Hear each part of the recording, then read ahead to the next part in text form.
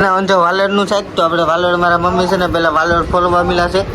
તો એક dish fall નાખી છે તો આનું બનાવવાનું છે આપણે શાક તો મસ્ત મજાનું શાક બનાવવાનું છે એમાં વાલોડ જો નાની નાની મોતરી નાખી હતી એમાં નાખવાના છે આપણે રીંગણા તો ઝીણા ઝીણા જો મોતરી નાખેલા નાખી દીધું છે આપણે તેલ પેલા નાખી દઈએ આપણે મરચું જો એક ચમચી ભરીને આપણે મરચું નાખી દીધું છે ને પછી આ બધા મસાલા નાખવાના છે તો હવે નાખી દઈએ છીએ હળદર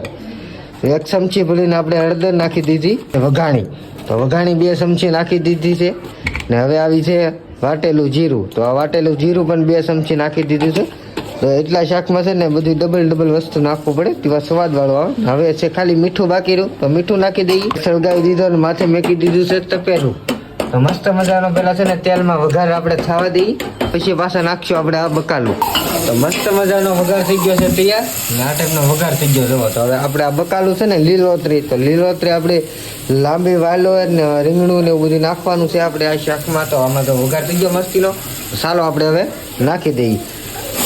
તો આ ટાઈપ બધા છૂમ બોલવાનું રહ્યું તેલ ગરમ થઈ ગયું એટલે હજી આમાં છે ને પાણી નથી નાખ્યું આપણે થોડીક વાર પાણી નાખવાનું છે તેલમાં ખાલી કકડાવવાનું છે પહેલામાં સડી જાય ને પછી આપણે પાછું નાખવાનું છે પાણી